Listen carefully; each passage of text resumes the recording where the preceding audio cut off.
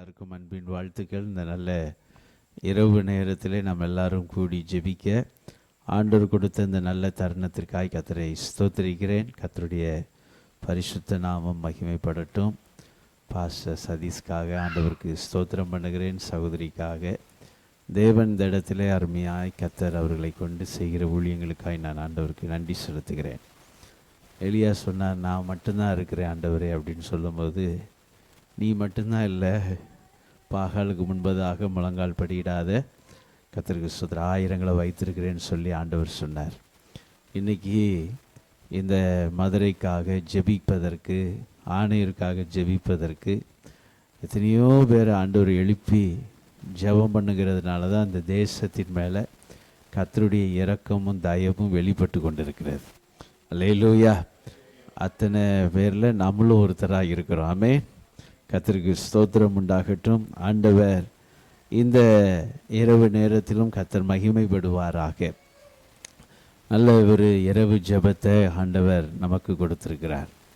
பல மாநிலங்களில் இப்படி ஜெபிப்பதற்கு வாய்ப்பு இல்லை.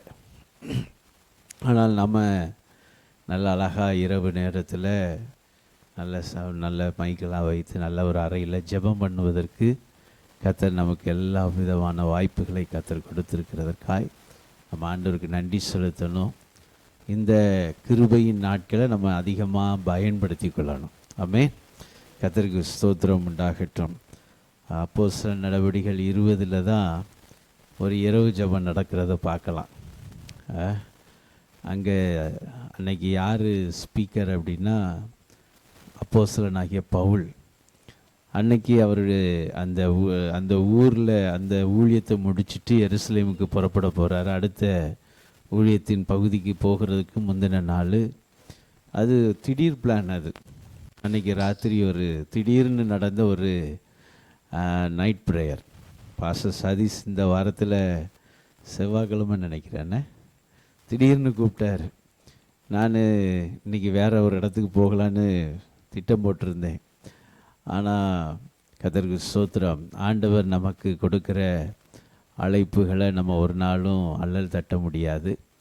தேவன் கொடுக்குற வாய்ப்புகளை நம்ம ஒரு நாளும் என்ன செய்யக்கூடாது, மிஸ் பண்ணக்கூடாது. ஆகவே கர்த்தர்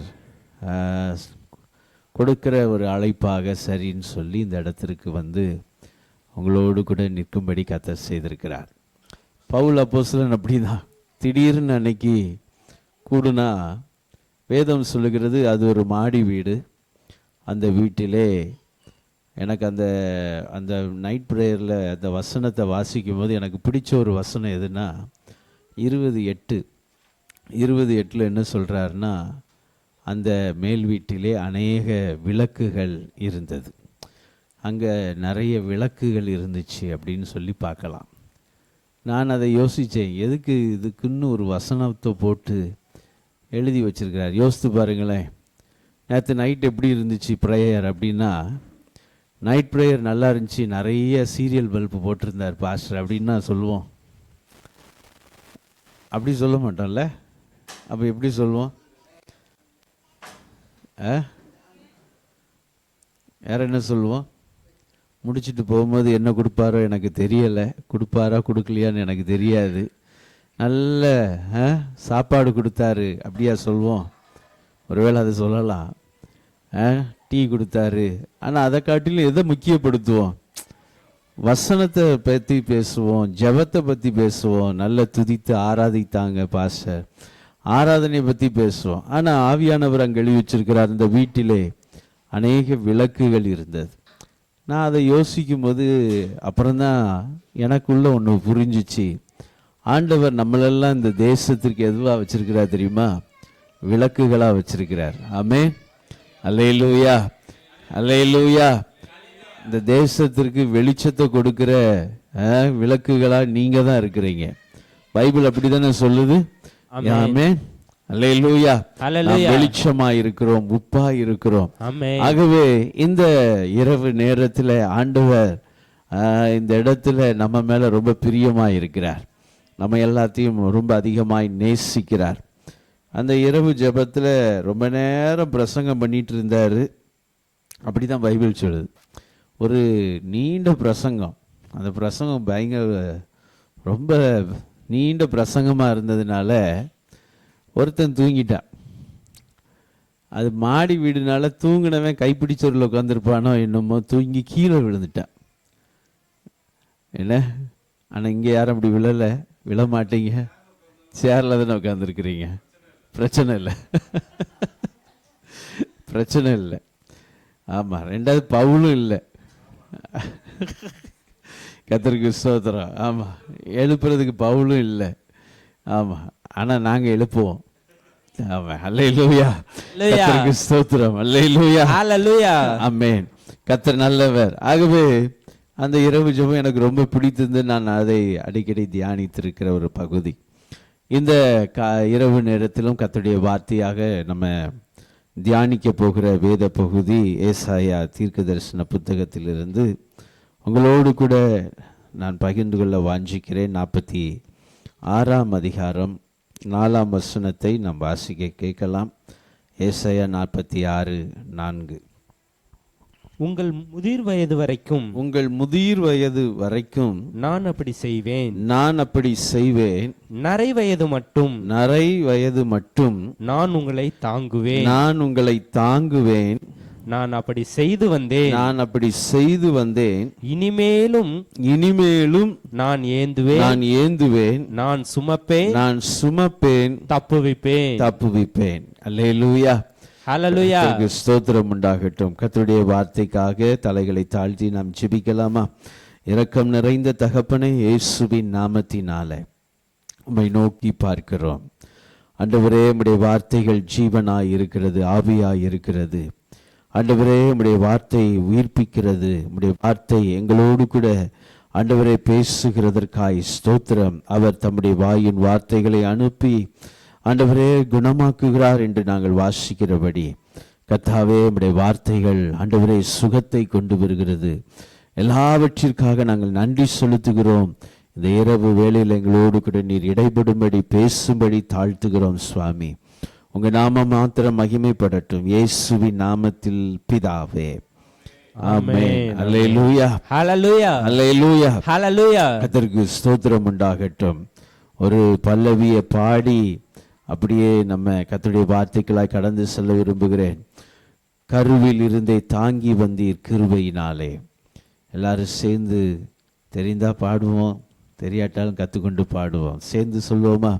கருவில் இருந்தே தாங்கி வந்தீர் கிருபையினாலே, இந்நாள் வரை தாங்குகிறீர் இரக்கத்தினாலே. கருவில் இருந்து தாங்குகிறீர் கிருபையினாலே, இந்நாள் வரை தாங்குகிறீர் இரக்கத்தினாலே. தாங்கினீர், தப்புவித்தீர், சுமந்தீர், சுகம் தந்தீர்.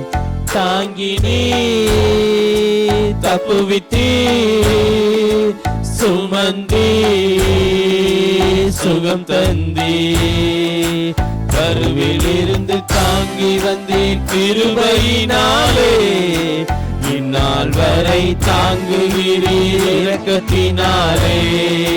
கருவில் இருந்து தாங்கி வந்தீர் கிருபையினாலே, இந்நாள் வரை தாங்குகிறீர் இரக்கத்தினாலே. எல்லாரும் சேர்ந்து சொல். தாங்கினீர், தப்புவித்தீர், சுமந்தீர், சுகம் தந்தீர். தாங்கினீர், தப்புவித்தீர், சுமந்தீர், சுகம் தந்தீர். அல்லேலூயா, ஹல்லேலூயா. கர்த்தருடைய வார்த்தை சொல்லுகிறது, அவர் நம்மை தாங்குகிறார். இதுவரைக்கும் தாங்கினார், இதுவரை அப்படி செய்தேன், இனிமேலும் அப்படி செய்வேன்.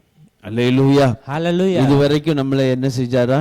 தாங்கினாரா, தப்புவித்தாரா, சுமந்திருக்கிறாரு. இனிமேலும் நான் அப்படி செய்வேன் என்று கர்த்தருடைய வார்த்தை சொல்லுகிறது. ஏசாயா 46ஆம் அதிகாரத்திலே முதல் 2-3 வசனங்களை வாசிக்கும் பொழுது ஆண்டவர் அங்க இஸ்ரவேல் ஜனங்களை பார்த்து சொல்லுகிற ஒரு வார்த்தையை நம்ம கவனிக்கிறோம். என்ன சொன்னாரு அப்படின்னு சொன்னா, அவைகள் ஏகமாய் குனிந்து பணியும் சுமைகளை அவைகள் தப்புவிக்க மாட்டாது. சுமைகளை அவைகள் தப்புவிக்க மாட்டாது. அவைகள் தாமே சிறைப்பட்டு போகும். எதை பத்தி சொன்னாருன்னா, எதை பத்தி சொல்றாரு? வேதம் சொல்லுகிறது, அதுக்கு மேல உள்ள வசனத்துல வாசிக்கும் போது, யாக்கோபின் சந்ததியாரே, 1வது வசனம், மேல் பணியும் நோபோ குனியும் அவைகளின் விக்கிரகங்கள் காட்டு மிருகங்களுக்கும் நாட்டு மிருகங்களுக்கும் சுமையாகும். கர்த்தருக்கு ஸ்தோத்திரம். இந்த வசனத்தை வாசிக்கும் பொழுது அந்த நாட்களிலே பிரபலமாய் இருந்த சில தெய்வத்தை குறித்த பெயர்களை ஆண்டவர் குறிப்பிட்டு சொல்றார். அந்த தெய்வங்கள் எல்லாம் உங்களை சுமக்கல, மாறாக அவைகள் எல்லாம் உங்களுக்கு சுமையா இருந்தது. ஆகவே அவைகள் பாரமாய் இருந்தது.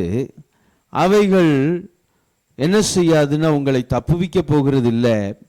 ஆனா என்ன நடக்க போகுதுன்னா, இஸ்ரவேல் ஜனங்களுக்கு ஆண்டவர் எச்சரித்து சொன்ன வார்த்தை, நீ அவைகளை நம்புகிறபடினால சிறைப்பட்டு போவ. நீ மட்டும் சிறைப்பட்டு போக மாட்ட, அவைகளும் சேர்ந்து சிறைப்பட்டு போகும்னு சொல்லி ஆண்டவர் சொன்னார். கர்த்தருக்கு ஸ்தோத்திரம். ஏசாயா தீர்க்கதரிசன புத்தகத்தில் ஆண்டவர் இஸ்ரவேல் ஜனங்களுடைய அக்கிரமங்களை குறித்து எச்சரித்து எழுதி, மனம் திரும்பாம போனா என்ன நடக்குங்கிறத பற்றி ஆண்டவர் வெளிப்படையாக ஆண்டவர் பேசி கொண்டு வந்தார். அவர்கள் சிறைப்பட்டு போன பின்பதாக அவர்களை மறுபடியும் நான் எப்படி மீட்டெடுப்பேங்கிறத பற்றியும் ஆண்டவர் ஏசாயா தீர்க்கதரிசியின் மூலமாக பேசிக்கிட்டு வந்தார். அதைத்தான் தீர்க்க தரிசன புத்தகமாக ஏசாயா புத்தகத்தை பார்க்குறோம். ஏசாயாவுக்கு பின்பதாக சில 100 ஆண்டுகளுக்குள்ளாக இஸ்ரவேல் ஜனங்கள் பாபிலோனுக்கு சிறைப்பட்டு போனாங்க. அப்போ அவர்கள் ஏன் சிறைப்பட்டு போனாங்கன்னா, கர்த்தரை விட்டு விலகி தங்களுக்கென்று சொந்தமான தெய்வங்களை அவர்கள் உண்டாக்கி கொண்டபடினாலே ஆண்டவர் அவர்களை சிறைக்கு அனுப்பினார். சிறைப்பட்டு போகும்படி ஆண்டவர் அவர்களை விட்டு கொடுத்தார். அப்படிதான் சொல்லணும். ஆண்டவருடைய கரம் இன்றைக்கு நம்மளை பாதுகாத்து கொண்டிருக்கிறது, நம்மை ஆளுகை செய்கிறது. நமக்கு வேண்டியவைகளை எல்லாவற்றையும் தேவன் நமக்கு ஒவ்வொரு நாளும் அருள் செய்து கொண்டிருக்கிறார். ஆமென். கர்த்தருக்கு ஸ்தோத்திரம். நம்ம மேல் அவருடைய இரக்கம், தயவு ஒவ்வொரு நாளும் வெளிப்படுகிறது. ஒவ்வொரு நாளும் நம்மை விசாரிக்கிறார். பேதுரு சொல்லும்போது சொல்கிறார், அவர் நம்மை விசாரிக்கிறவர் ஆனபடியினாலே எல்லாம் அவர் மேல் வைத்து விடுங்கள்.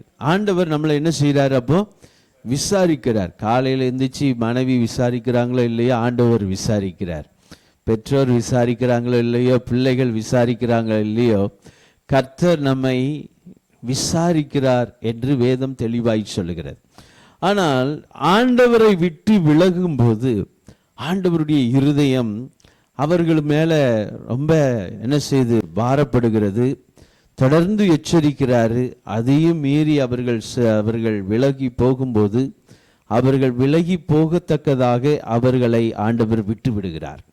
விலகி போகிறதுனால நீ என்னத்தை அனுபவிப்பங்கிறத நீயே உணருங்கிற மாதிரி விட்டுறார். அதுதான் இந்த 2வது எக்ஸைல், அதாவது பாபிலோனுக்கு அவர்கள் சிறைப்பட்டு போனது நமக்கு உணர்த்துவிக்கப்படுகிறது. ஆகவே ஆண்டவர் அவர்களை பார்த்து சொல்றாரு, என்ன சொன்னாருன்னா, நான் இதுவரைக்கும் உன்னை தாங்கினேன், ஏந்தின சுமந்தேன். ஆனா உன்னை இதுவரைக்கும் சுமந்தது மட்டும் இல்லை, உன்னுடைய நரை வயது மட்டும், அதுபடி என்றால் முதிர் வயது வரைக்குமாக நான் உங்களை ஏந்தி சுமப்பேன், தப்புவிப்பேன் என்று ஆண்டவர் சொல்லுகிறார். அல்லேலூயா. இந்த காலகட்டத்தில் பார்த்தீங்கன்னு சொன்னால் நிறைய ஓல்டேஜ் ஹோம் பெருகி இருக்குது. ஆமாம், மதுரைக்குள்ளேயே இந்த ஏரியாவிலே பார்த்தீங்கன்னா திடீர்னு நாங்கள் ஒரு தெருவில் போய்கிட்டு இருக்கும்போது அங்கே பார்த்தா ஒரு வீட்டில் ஒரே வயதானவர்களாக இருந்தாங்க. என்ன இந்த வீட்டில் ஒரே வயதானவர்களாக இருக்கிறாங்க அப்படின்னு சொல்லி பார்த்தா அது ஒரு ஓல்டேஜ் ஹோம். கொஞ்சம் முதியவர்கள் எல்லாம் சேர்ந்து அந்த வீட்டில் வாடகைக்கு எடுத்து அந்த வீட்டில் இருக்கிறாங்க. என்ன செய்கிறாங்க அப்படின்னா, நாங்கள் விசாரித்தப்போ தெரியும், அப்போ தான் தெரியும், அவங்க ஒரு 6-7 பேர் இருக்கிறாங்க. எல்லாரும் சேர்ந்து ஷேர் பண்ணி வேலைக்கு சமையல் பண்ணுறதுக்கு மற்ற வேலைகளுக்கு எல்லாரும் சேர்ந்து ஷேர் பண்ணி ஒரு ஆளை வச்சு அவங்க அந்த வீட்டில் குடியிருக்கிறாங்க. ஏன் அப்படின்னு சொன்னால் வயது முதிர்வினாலே பிள்ளைகள் கைவிட்டுட்டாங்க. இந்த காலத்தில் பார்த்தா நிறைய ஓல்டேஜ் ஹோம் இந்த நாட்களில் பெருகி வருகிறது. ஆமாம், மதுரையில் சில இடங்கள்லாம் பெரிய அளவில் ஓல்டேஜ் ஹோம் கட்டிக்கிட்டு இருக்கிறாங்க. ஆமாம், ஆச்சரியமாக இருக்குது. ஏன் அப்படின்னா முதியவர்களை தாங்க அல்லது ஏந்த அவர்களை விசாரிக்க அவர்களை பராமரிக்கிறதுக்கு என்ன இல்லை, நேரம் இல்லை. ஏன்னா வேலைக்கு போகிறோம், காலையிலே போகிறோம். பாஸ்டர் ஜெபக்குறிப்பில் சொல்லும்போது சொன்னார், காலையில் போயிட்டு ராத்திரி தான் வர்றோம். வந்து என்ன செய்ய வேண்டியிருக்குது, அடுத்த நாளுக்கான காரியத்தை செஞ்சுட்டு எப்பண்டா ரெஸ்ட் எடுப்போன்ட்டு இருக்கும் போது இதெல்லாம் செய்ய முடியல. ஒருவேளை அதை நம்ம சொல்லி எக்ஸ்கியூஸ் சொல்லி தப்புனாலும் அது தப்பு, அப்படி செய்யக்கூடாது. கர்த்தர் நமக்கு கொடுத்திருக்கிற தாயும் தகப்பனையும் முதிர் வயது வரைக்கும் கனம் பண்ண வேண்டும். அல்லேலூயா, கர்த்தருக்கு ஸ்தோத்திரம். சரி, ஆனால் ஆண்டவர் சொல்றாரு, ஒருவேளை இந்த உலகத்தின்ல இருக்கிற மனிதர்கள் முதிர் வயதினால அலட்சியம் பண்ணலாம் அல்லது பராமரிக்காமல் விட்டுடலாம்.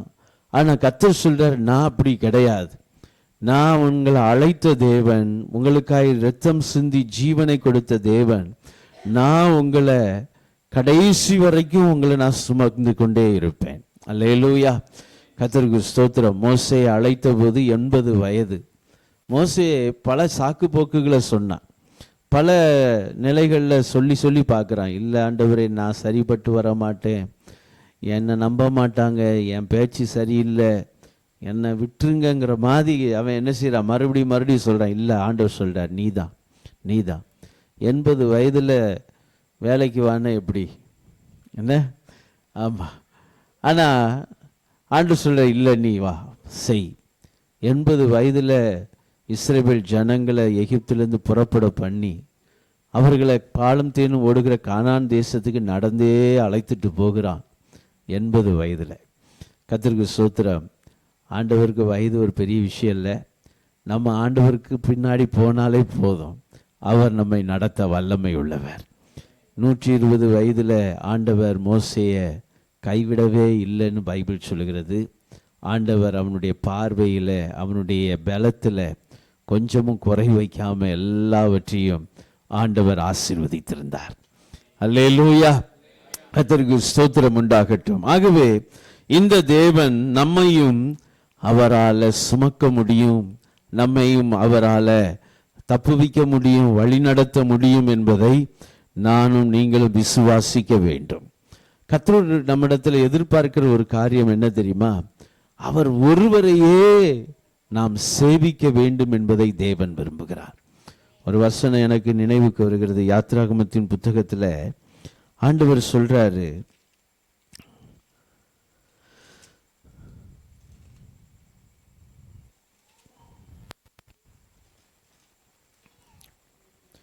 இருபத்தி 3ஆம் அதிகாரம் 25ஆம் வசனத்தை வாசிக்கும் போது, யாராவது வாசி. உங்கள் தேவனாகிய கர்த்தரையே உங்கள் தேவனாகிய கர்த்தரையே சேவிக்க கடவீர்கள்.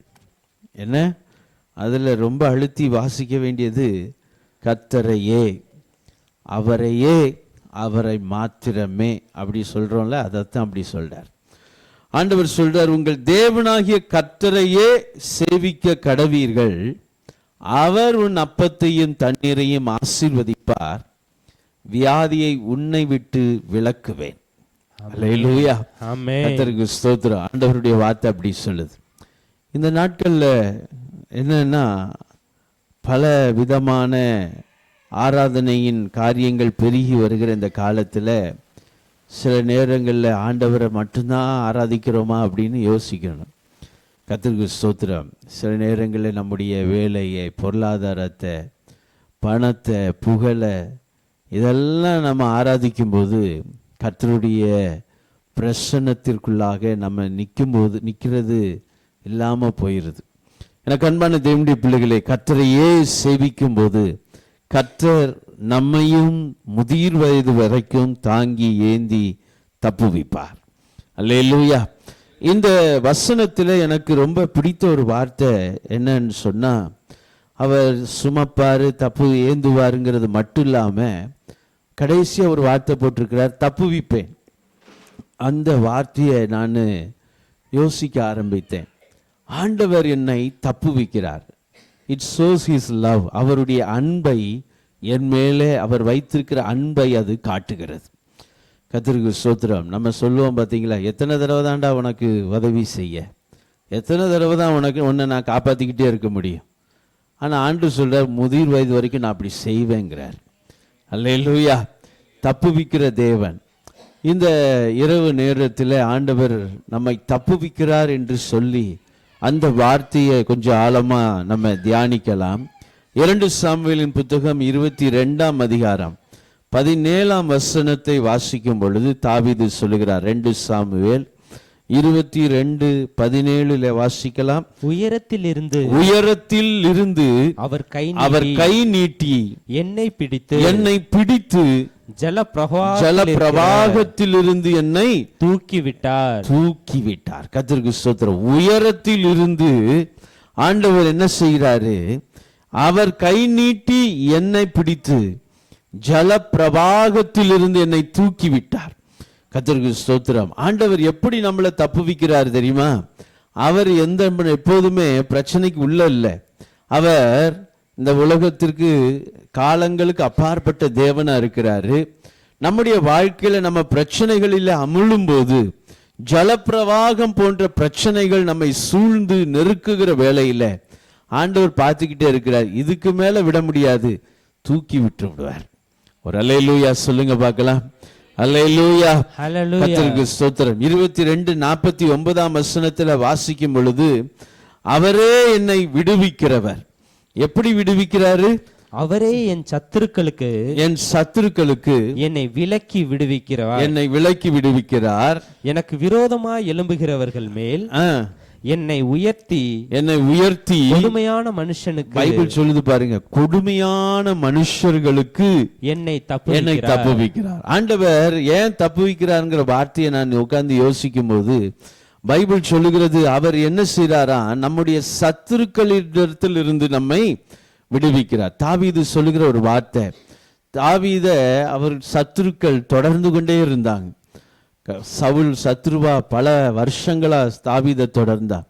சவுல் மரித்த உடனே எல்லாமே முடிஞ்சிருச்சா அப்படின்னா, அதுக்கப்புறமும் தாவீதுக்கு சொந்த குடும்பத்திலே மகனே சத்ருவா எழும்பினா. பல இடங்களிலே தாவீதுக்கு விரோதமா எழும்பினவர்கள் இருந்தாங்க. ஆனா தாவீது சொல்றான், கர்த்தர் என்னை ஒரு நாளும் என்ன செய்யல, கைவிடவே இல்லை, என்னை தப்புவித்தார். அது மாத்திரமல்ல, கொடுமையான மனுஷனுக்கு. எப்படியா? பயங்கரமான மனுஷர்கள்ல. இந்த நாட்களில் செய்திகளை பார்க்கும்போது சில நேரங்களில் நம்ம இருதயமே நொறுங்கிருது. எப்படிடா அப்படின்னு சொல்லுகிற மாதிரி இருக்குது. கடந்த நாட்களில் நடந்த சம்பவங்கள்.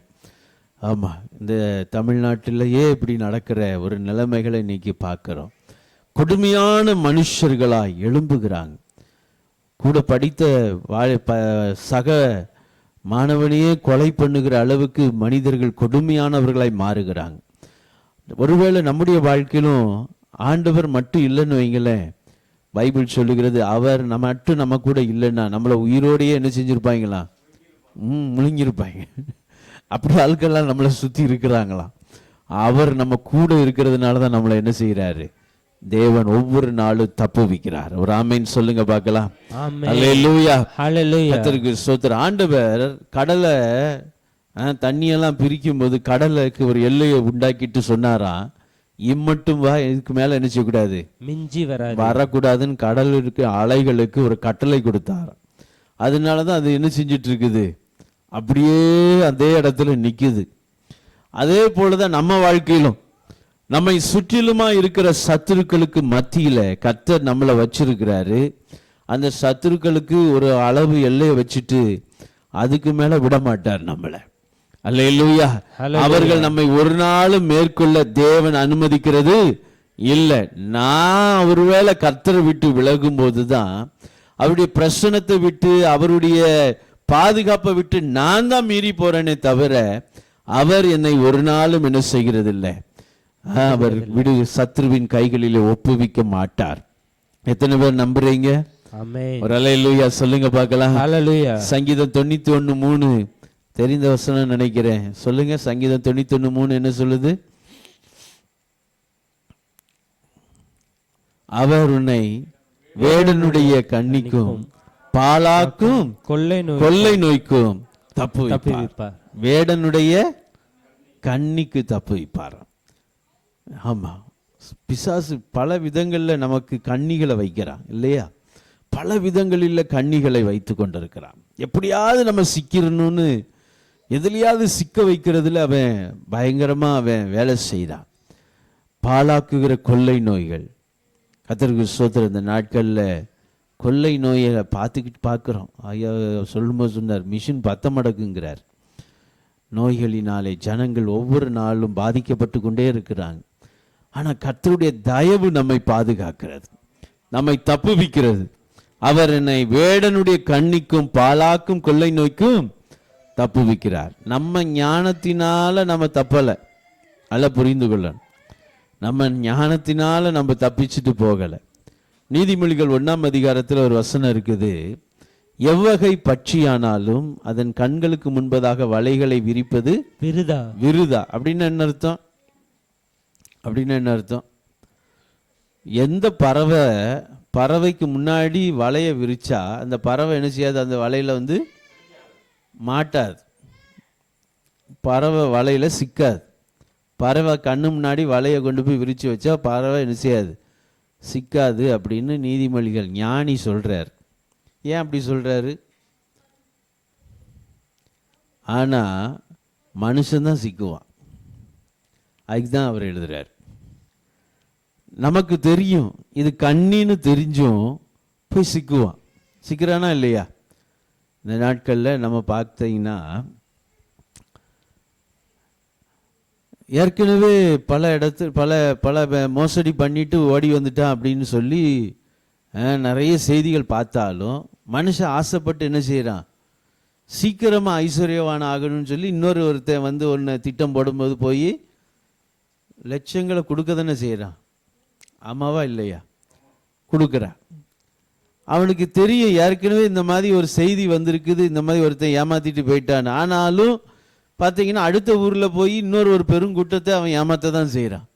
மனுஷன் கண்ணி என்று தெரிந்தும் கூட தன்னுடைய சுய இச்சையினால இழுப்புண்டு அதில் போய் என்ன செய்கிறான்? சிக்கிக்கிறான். துரிதமாக எப்படியாவது ஐஸ்வர்யவான் ஆயிரும், சீக்கிரமாக பணக்காரன் ஆயிரும். அதே போல் நீங்கள் பாருங்களேன், எல்லா டாஸ்மாக் கடையில் புகையிலையில் எல்லாத்துலேயும் என்ன போட்டிருக்குது? அது நன்மைன்னா போட்டிருக்கு, தெரியும். இதை குடித்தா இதை இழுத்து விட்டா என்ன வரும்?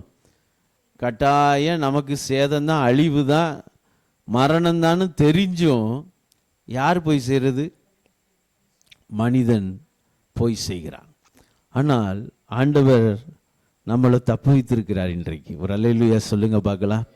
அல்லேலூயா. நான் தான் சொன்னேன், என் ஞானத்தினால நான் தப்பிச்சு நல்லவனா வாழ்ந்துட்டு இருக்கிறேன், அப்படி கிடையாது. என் ஞானத்தினால தான் நான் இன்னைக்கு எந்த இடத்துலையும் போய் மாட்டாமல் இருக்கிறேன், அப்படி கிடையாது. அவர் தயவுனால கர்த்தர் நம்மளெல்லாம் ரட்சித்து இந்த இடத்துல வச்சிருக்கிறார். ஒரு அல்லேலூயா சொல்லுங்க பார்க்கலாம். முடிவு பரியந்தம் நிலைத்திருக்கும்படி கர்த்தர் நமக்கு கிருபை செய்வார். எத்தனை பேர் நம்புறீங்க? ஒரு அல்லேலூயா சொல்லுங்க பார்க்கலாம். 2 தீமோத்தேயு 4ஆம் அதிகாரம் 18ஆம் வசனத்திலே அப்போஸ்தலனாகிய பவுல் சொல்லுகிறார். 2 தீமோத்தேயு 4:18 வாசிக்கலாம். கர்த்தர் எல்லா தீமையினின்றும் என்னை ரட்சித்து தம்முடைய பரம ராஜ்யத்தை அடையும்படி காப்பாற்றுவார். எல்லா தீமையினின்றும். பவுல் அப்போஸ்தலன் பல தேசங்களுக்கு போய் ஊழியம் செய்த ஒரு தேவ மனிதர். மிஷனரிகளாய் பல பிரயாணத்தை செய்த 4 மிஷனரி பிரயாணத்தை பார்க்கலாம். அவருடைய பிரயாணத்திலே அநேக தீமைகள் உண்டாயிற்று சொந்த ஜனத்தினாலே. ஒரு பெரிய லிஸ்டே போடுறார்.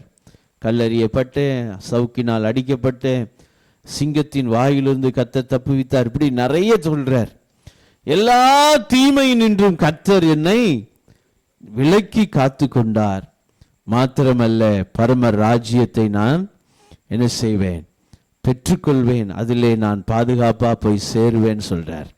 இன்றைக்கு ஆண்டவர் நம்மளை எப்படி நடத்துவார்னா, அவருடைய சமூகத்துல, அவருடைய பிரசன்னத்துல, அவருடைய ராஜ்யத்துல நம்ம சுகமா இருக்க வரைக்கும் நம்மை எல்லா தீமையிலிருந்தும் கர்த்தர் விலக்கி பாதுகாப்பார். எத்தனை பேர் நம்புறீங்க? ஆமென். அல்லேலூயா, ஹல்லேலூயா, அல்லேலூயா, ஹல்லேலூயா. கர்த்தருக்கு ஸ்தோத்திரம். ஒவ்வொரு ஜெபமும் நம்ம வாழ்க்கைக்கு ரொம்ப பிரயோஜனமானது. உபவாச ஜெபம் அது ஒரு சில அற்புதங்களை கொண்டு வரும்.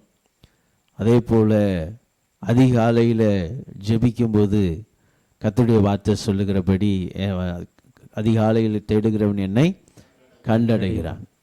இரவு ஜெபத்தினாலே நமக்கு என்ன நடக்கும்? என்ன நடக்கும்? அவருடைய பரிசுத்த ஆவியை தருவார்.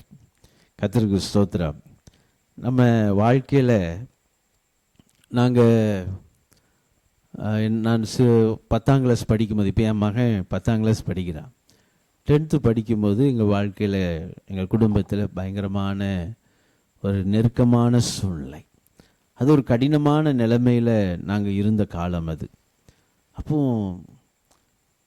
சில நேரங்கள் பல இரவுகள் தூக்கமே இல்லாமல் பிரச்சனைகளோடு இருந்த காலத்தில், அப்போதான் இரவில் ஜெபிக்க வேண்டும் என்று நாங்கள் புரிந்து கொண்டோம்.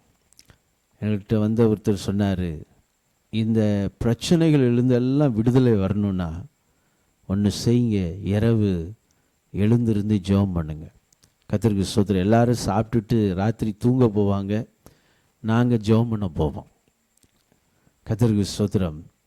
அந்த ஜெபத்தின் விளைவு என்ன அப்படின்னு சொன்னால், சில நாட்களுக்குள்ளாக ஒரு பெரிய மாற்றம் வந்தது. எந்த பிரச்சனை சரி பண்ண முடியாது அப்படின்னு சொன்னாங்களோ எல்லாரும், எல்லா பிரச்சனைகளுக்கும் ஒரு தீர்வு உண்டானது, வாழ்க்கையில் ஒரு மாற்றம் உண்டாது. ஆமென். அல்லேலூயா, ஹல்லேலூயா. நான் சொல்வேன், இரவு ஜெபம் நம்முடைய அந்தகாரத்தின் சங்கிலிகளை அறுக்கிற ஒரு ஜெபமாய் காணப்படுகிறது. ஹல்லேலூயா, நம்ம வாழ்க்கையில ஒரு விடுதலை வேணும்னா இரவு ஜெபம் ரொம்ப முக்கியம். ஆமென். கர்த்தருக்கு ஸ்தோத்திரம் உண்டாகட்டும். ஆமென். இந்த நாளிலும் ஆண்டவர் நம்ம ஜெபம் பண்ண வந்திருக்கிறோம். இந்த இடத்துல ஒருவேளை நீங்களும் நானும் பலவீனமா அல்லது ஒரு சோர்வா கூட நம்ம அமர்ந்திருக்கலாம். ஆனால் நம்முடைய ஜெபத்தின் விளைவாய் கர்த்தர் நமக்கு ஒரு விடுதலையை கட்டாயம் வைத்திருக்கிறார். அதுல எந்த சந்தேகமும் இல்லை. அல்லேலூயா, ஹல்லேலூயா. கர்த்தருக்கு ஸ்தோத்திரம் உண்டாகட்டும். 1 கொரிந்தியர் 10:13 வாசிக்கும் பொழுது சொல்றாரு, சோதனையோடு கூட தப்பித்துக் கொள்ளும் போக்கை நான் ஏற்படுத்துவேன். மனுஷருக்கு நேரிடுகிற சோதனையே அல்லாமல் வேறே சோதனை உங்களுக்கு நேரிடாது. சோதனையோடு கூட தப்பித்துக் கொள்ளும் போக்கை ஏற்படுத்துவேன். அந்த வசனத்தை வாசிக்கும் போது என்ன புரிந்து கொள்கிறோம்னா, ஆண்டவர் சோதனைக்கு அல்லது நம்ம வாழ்க்கையில வருகிற பிரச்சனைகள் எல்லாமே ஒரு லிமிட்ல தான் வச்சிருக்கிறார். அன்லிமிட்டடா இருக்காது. எதுல இருக்கும்? லிமிட்டா இருக்கும். இன்னும் சொல்ல போனா அது அவருடைய கண்ட்ரோல்ல தான் இருக்கும். கர்த்தருக்கு ஸ்தோத்திரம். தலைக்கு மேல போச்சு, இனிமே ஒண்ணுமே செய்ய முடியாது, அப்படி இல்லை. ஆண்டவர் சொல்றாரு, நான் அதை ஒரு கண்ட்ரோல்ல வச்சிருக்கிறேன், லிமிட் பண்ணி இருக்கிறேன் உங்க வாழ்க்கையில. மாத்திரமல்ல, அதிலிருந்து தப்பித்து கொள்ளும்படியான ஒரு பாதையை, ஒரு போக்கை நான் என்ன செய்திருக்கிறேன், ஏற்படுத்தியிருக்கிறேன். தேவனுடைய பிள்ளைகளுக்கு கர்த்தர் கொடுத்திருக்கிற வார்த்தைகளை நாம் வாசிக்கும் பொழுது நமக்கு ஒரு பெரிய சந்தோஷம். தேவன் நம்மை எல்லாவற்றிலிருந்து தப்புவிக்க போதுமானவர். தேவன் நம்மை எல்லா தீங்கிலிருந்தும், கொள்ளை நோய்களிலிருந்தும், வேடனின் கண்ணியிலிருந்தும் கர்த்தர் நம்மை அனுதினமும் தப்பித்து கொண்டே இருக்கிறார். நமக்கு தெரிந்தாலும் சரி, தெரியாட்டாலும் சரி, தேவன் நம்மை முன் சென்று நமக்கான எல்லா விதமான பாதுகாப்பை கொடுத்து நம்மை தப்பித்திருக்கிறார். காரணம் ஒண்ணு, அவரை நான் சேவிக்கிறபடினாலே. அல்லேலூயா, கர்த்தருக்கு ஸ்தோத்திரம். ஒரே ஒரு காரியம், நம்ம வாழ்க்கையில் எப்போதுமே நான் சேவிக்கிறது அவரை மட்டும்தான் சேவிப்பேன். யோசுவா கேட்கிறாரு, நீங்கள் யாரை சேவிப்பீர்கள்? நதிக்கு அப்புறத்தில் இருக்கிற தெய்வங்களையா?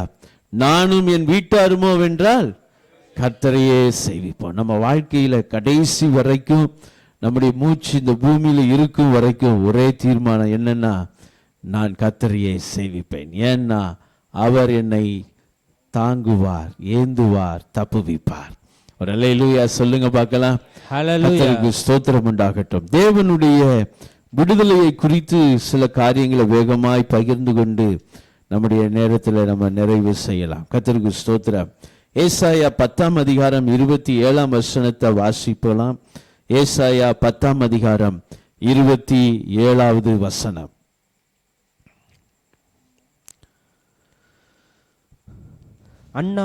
அந்நாளிலே உன் தோளில் நின்று அவன் சுமையும் உன் கழுத்தில் நின்று அவன் நுகமும் நீக்கப்படும். அபிஷேகத்தினால் நுகம் முறிந்து போகும். கர்த்தருக்கு ஸ்தோத்திரம். அந்நாளிலே உன் தோளில் இருந்து அவன் சுமை என்ன செய்யுமா? நீக்கப்படும். அல்லேலூயா. எந்நாளிலே? அந்நாளிலே. கர்த்தருக்கு ஸ்தோத்திரம். நல்லா இருக்குது. பிரியமானவர்களே, என்றைக்கு நீங்கள் அபிஷேகத்தை பெற்றுக்கொள்கிறீர்களோ அந்த அபிஷேகம் உங்க வாழ்க்கையில நுகத்தடிகளை, சுமைகளை அது முறித்து போடும் என்று கர்த்தருடைய ஆவியானவர் நமக்கு எழுதி வைத்திருக்கிறார். அல்லேலூயா. தேவ பிள்ளைகள் ஏன் அபிஷேகத்துல நிரப்பப்படணும்? கர்த்தருக்கு ஸ்தோத்திரம். ஆவியானவர் ஏன் நமக்கு கொடுக்கப்பட்டிருக்கிறார் தெரியுமா? ஏதோ ஆண்டவரை ஆராதிக்கும் போது ஆண்டவருடைய நாமத்தை மகிமைப்படுத்த அந்நிய பாஷையில பேசிட்டு அப்படி கொஞ்ச நேரம் இருந்துட்டு போறதுக்கு மாத்திரமல்ல, ஆவியானவர் நமக்குள்ளாக கொடுத்திருக்கிற நோக்கம், அவருடைய அபிஷேகம் நம்ம மேல ஆண்டவர் கொடுத்திருக்கிற அபிஷேகமானது நுகத்தடிகளை, சுமைகளை, தேவையில்லாத எல்லா அழுத்தங்களை நொறுக்கும்படி, உடைக்கும்படி தான் கர்த்தர் நம்மை முதலாவது அவர் அபிஷேகம் பண்ணுகிறார். அல்லேலூயா. கர்த்தருக்கு ஸ்தோத்திரம். வேதம் சொல்லுகிறது அபிஷேகத்தின் நுகம் முறிக்கப்படும் அப்படின்னு தானே இருக்குது. ஆக்சுவலா அதனுடைய சரியான பதம் அபிஷேகத்தினால் நுகம் முறிந்து போகும். அதுதான் அதனுடைய சரியான பதம். கர்த்தருக்கு ஸ்தோத்திரம். Anointing shall destroy the yoke. இந்த டெஸ்ட்ராய் அப்படிங்கிற வார்த்தைக்கு மூல வார்த்தையில உள்ள அர்த்தம் எப்படி இருக்குதுன்னா, நுகத்தை முறிக்கும் இல்ல, நுகத்தை தூளாக்கி போடும். நுகம் என்பது உங்களுக்கு தெரிஞ்சிருக்கலாம். இந்த மாட்டு வண்டியில மாட்டுக்கு கழுத்துல தூக்கி என்ன செய்வாங்க? போடுறாங்க பாருங்க, அதுக்கு பேர் தான் நுகம். அந்த நுகம் என்ன செய்யும் அப்படின்னு சொன்னா, அந்த நுகத்தோடு அந்த மாடு கழுத்தை கட்டி வைத்திருப்பாங்க. ஆகவே அந்த மாடு என்ன செய்ய முடியாது, இங்கும் அங்கெல்லாம் திரும்ப முடியாது. அந்த நுகத்தை மேலே போட்டாச்சுன்னா அந்த மாடு போகிற இடம்லாம் வண்டி என்ன செய்யும்? இழுத்துக்கிட்டே தான் போய் ஆகணும். அது மாட்டப்பட்ட பின்பதாக அதுவால் என்ன செய்ய முடியாது? போய் புல்லை மேய முடியாது. அது இஷ்டத்திற்கு படுத்து எந்திக்கலாம் முடியாது. அது கலட்டி விடப்படும் வரைக்கும் அது என்ன செய்யணும்? அதோடு பூட்டப்பட்டு இருக்கும். சில நேரங்களிலே நம்முடைய வாழ்க்கையில சத்துரு அப்படிதான் நம்மளை நுகத்தடிகளினாலே நம்மளை கட்டி வைத்து விடுகிறான். நம்மளால எழும்ப முடியாதபடி, ஜெபிக்க முடியாதபடி, ஆராதிக்க முடியாதபடி, வேதத்தை வாசிக்க முடியாதபடி, அல்லது பரிசுத்தமான வாழ்க்கை வாழ முடியாதபடி, நம்முடைய வாழ்க்கையில் ஒரு சந்தோஷத்தை, மகிழ்ச்சியை அனுபவிக்க முடியாதபடிக்கு, தேவனுடைய கிருபைகளை அனுபவிக்க முடியாதபடிக்கு நம்ம ஏதோ ஒரு வாழ்க்கையிலே சிக்கினவர்களாக காணப்படுகிறோம்.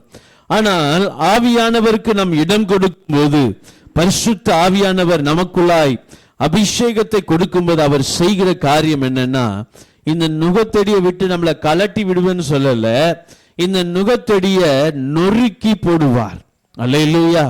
அப்படின்னா என்ன அர்த்தம்னா, மறுபடியும் அந்த நுகம் உங்க மேல என்ன செய்யாது? பூட்டப்பட முடியாது. ஆமென் சொல்லுங்களேன். கர்த்தருக்கு ஸ்தோத்திரம். ஒரு வீடியோ ஒன்று பார்த்துட்டு இருந்தேன். அதுல ஒரு மாடு என்ன செய்யுதுன்னா, தன்னால போய் வண்டி கலட்டி தான் வச்சிருக்கிறான். அந்த வண்டியுடைய அந்த மாட்டுடைய எஜமானன். ஆனா இதுவே போய் என்ன செய்யுது? அந்த நுகத்துல கொண்டு போய் தன்னுடைய தலையை விட்டு என்ன செய்யுது? அதை மாட்டிக்கிட்டு நிக்குது. ஆமா, ஆண்டவர் சொல்றாரு, நுகத்தடிய நானு கலட்டி வைக்கிறது இல்ல, நொறுக்கி போடுவேன். அப்படின்னா என்ன அர்த்தம்னா, நீங்களே திரும்பினாலும் அந்த நுகையின் மேல் இருக்காது. ஒரு அல்லேலூயா சொல்லுங்க பார்க்கலாம். இந்த இரவு வேளையில பரிசுத்த ஆவியானவர் நமக்குள்ளாக ஒரு பெரிய விடுதலையை கொடுக்க விரும்புகிறார். அவருடைய அபிஷேகத்தினாலே இதுவரைக்கும் அனுபவித்திராத தேவனுடைய நன்மைகளை, ஆசீர்வாதங்களை, கிருபைகளை நாம் அனுபவிக்கும்படியாக ஆவியானவர் இந்த இரவு நேரத்தில் ஒரு புதிய அபிஷேகத்தை நமக்கெல்லாம் கொடுக்க விரும்புகிறார். அந்த அபிஷேகம் நமக்குள்ளாக ஒரு விடுதலையை கொண்டு வரும். ஆமென் சொல்லுங்க. வியாதியில் இருந்து, பலவீனத்தில் இருந்து, பலவிதமான போராட்டங்களில் இருந்து ஒரு விடுதலையை கொண்டு வரத்தக்கதாக இந்த அபிஷேகம் நமக்குள்ளாக வரும்போது அப்படி ஆகும். ஆமென். ஹல்லேலூயா. கர்த்தருக்கு ஸ்தோத்திரம் உண்டாகட்டும். நாங்க ஸ்கூல்ல படித்து முடித்த பின்பதாக ஒரு சில வாலிபர்களா எங்களுடைய திருச்சபையில் இருக்கிற ஒரு தம்பி, அவங்க அப்பா கடை வச்சிருந்தாரு. அந்த கடைக்கு போய் உட்காந்து நாங்கள்லாம் உட்காந்து மணிக்கணக்கில் பேசிக்கிட்டு இருப்போம். ஒரு நாள் நாங்கள் பேசிட்டு இருக்கும்போது சொன்னோம், நம்ம ஏன் ஜெபம் பண்ணக்கூடாது? ஆகவே இரவு ஒரு 9 மணிக்கு கடையை அடைச்சிட்டு போய் சர்ச்சில் போய் உட்காந்து ஜெபம் பண்ண ஆரம்பித்தோம். ஜெபிக்க ஆரம்பித்த உடனே ஆவியானவருடைய பிரசன்னத்தை நாங்கள் உணர ஆரம்பித்தோம். ஒவ்வொருவரும் அபிஷேகத்தினால் நிரப்பப்பட்டோம். அங்கே பாஸ்டர் நடத்தல, யாரும் இல்லை, தலைவர்கள் யாரும் கிடையாது. அங்கே நாங்களா போய் அங்கே சர்ச்சில் உட்காந்து ஜெபம் பண்ணோம். ஆவியானவர் எங்களை அபிஷேகம் பண்ணினார். அபிஷேகத்தினால் நிரப்பப்பட்டோம். கர்த்தருக்கு ஸ்தோத்திரம். அன்னைக்கு சில மணி நேரங்கள் ஜெபம் பண்ணோம். எங்களுக்கு ஆச்சரியமா இருந்துச்சு. ஆண்டவர் இன்னைக்கு ஜெபம் பண்ணுவோம் நம்ம வந்தோம். முத நாளே முழங்கால் போட்டு அன்னைக்கு அபிஷேகித்துட்டாரே. ஒரே சந்தோஷம், எங்கள் எல்லாத்துக்கும் ஒரே மகிழ்ச்சியோடு நாங்கள் எங்கள் வீடுகளுக்கு திரும்ப சென்றோம். அடுத்த வழக்கமா என்னன்னா, எங்க மீட்டிங் அந்த கடையில் போய் உட்காந்து கொஞ்சம் நேரம் பேசுறது. அவன்கிட்ட நம்ம எங்கள் நண்பர் தான் டீயை வாங்கி குடிச்சிட்டு வடையை வாங்கி சாப்பிட்டுட்டு உட்காந்து பேசிக்கிட்டு உட்காந்துட்டு இருப்போம். மறுநாள் அதே போல வண்டியை எடுத்து புறப்படலான்னு யோசிக்கும் போது எனக்குள்ளாக ஒரு எண்ணம், நம்ம ஏன் இங்கே போகிறோம்? நம்ம சர்ச்சுக்கு நேற்ற மாதிரி 9 மணிக்கு போனோம், இன்னைக்கு பகலில் சும்மா தானே இருக்கும், அங்கே போய் உட்காந்து பேசுறதுக்கு சர்ச்சுக்கு போவோம் அப்படின்னு சொல்லி சர்ச்சுக்கு திரும்ப ஆரம்பித்தேன். என் நண்பர் கேட்டேன், என்ன வரலையா இன்னைக்கு அப்படின்னு. இல்லை, சர்ச்சுக்கு வந்துட்டேன், ஜெபம் பண்ணதுக்கு இங்கே வந்துட்டேன். அப்போ அவன் சொன்னான், நானும் வந்துடுறேன் இப்போ அப்படின்னு. ஆகவே நாங்கள் எல்லாரும் என்ன ஆகிட்டோம் அப்படின்னு சொன்னால், உட்காந்து மணிக்கணக்கில் என்னத்தையாவது வெட்டியாக பேசிக்கிட்டு இருந்ததெல்லாம் மாறி இப்பொழுது ஜெபிக்க ஆரம்பித்து விட்டோம். சில நாட்களுக்குள்ளாக ஜெபித்துட்டு இருக்கும்போது சொன்னோம், நம்ம மட்டும் ஜெபம் பண்ணா போதாது, நம்ம சர்ச்சில் எத்தனையோ வாலிபர்கள் இருக்கிறாங்க, எல்லாத்தையும் கூட்டிகிட்டு வருவோம். யாரெல்லாம் வாலிபர்கள் பின்மாற்றமாக இருக்கிறாங்களோ போய் சந்திப்போம், கூட்டிகிட்டு வருவோம், அவங்களும் ஜெபம் பண்ண வைப்போம் அப்படின்னு சொல்லி சில நிமிடங்கள் ஜெபம் பண்ணுவோம். அதுக்கப்புறம் போய் திருச்சபையில் இருந்த வாலிபர்கள், சபைக்கு வராமல் போன வாலிபர்கள் எல்லாம் சந்தித்து கூட்டிகிட்டு வர ஆரம்பித்தோம். எங்கள் வாலிபர்களுடைய எண்ணிக்கை கூட ஆரம்பித்தது. கர்த்தருக்கு ஸ்தோத்திரம். சில நாட்களுக்குள்ளாய் ஊழியத்துக்கு அர்ப்பணித்தோம். என்னோடு சேர்ந்து 4 பேர் ஊழியத்துக்கு வந்தாங்க. எல்லாருமே ஊழியத்துக்கு வந்தோம். எல்லாரும் இன்னைக்கு ஒவ்வொரு இடங்களிலும் ஊழியம் செய்து கொண்டிருக்கிறோம். ஒரு அல்லேலூயா சொல்லுங்க பார்க்கலாம். எது செய்ததுன்னா அபிஷேகம். சும்மா நேரத்தை வீணாக்கிட்டு வாழ்க்கையில ஒரு நோக்கம் இல்லாம போய்கிட்டு இருந்த காலத்துல ஒரு நாள் ஆவியானவர் எங்களுக்குள்ளாய் வந்தார், அபிஷேகத்தினால் நிரப்பினார். அந்த அபிஷேகம் எங்களுக்குள்ளாக ஒரு மாற்றத்தை கொண்டு வந்தது.